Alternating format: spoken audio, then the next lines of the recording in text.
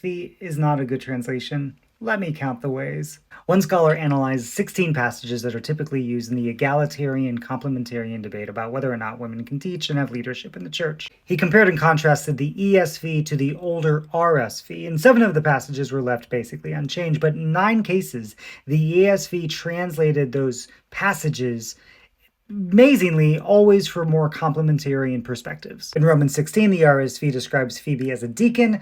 The ESV describes her as merely a servant. In 1 Timothy 5, the RSV says that women need to rule over their households. The ESV says that they need to just manage their households. In Genesis 3, we're told that women will have a desire for their husbands, but the ESV says that the desire is contrary to their husbands. Those words contrary to are not there. Now, these are all just translations issues, but they keep translating for their theological perspective. It has a theological bent to it. This makes sense. All 95 contributors to the ESV were all men.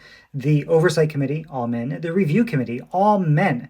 And they was all led by the Trinitarian heretic Wayne Grudem, and his textbook on theology was used as sort of the ruling guide for the text. One scholar for the ESV Study Bible was so upset about how much everything was supposed to line up with Wayne Grudem's theology that he refused to allow his name be printed as a part of the list of contributors. The original publisher of the ESV, Crossway, is strictly complementarian. It refuses to publish egalitarian works, and the Council for so-called Biblical Womanhood and Manhood praised the ESV as unapologetically complementarian in its approach. The ESV was born out of the sort of culture war around female leadership, and it was birthed specifically to sort of brainwash folks to think that the Bible is against female leadership. It's not.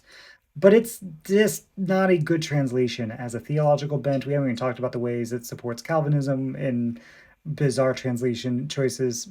Stay away from the ESV. I have another video on the translations I do suggest, so you can check that out in my profile.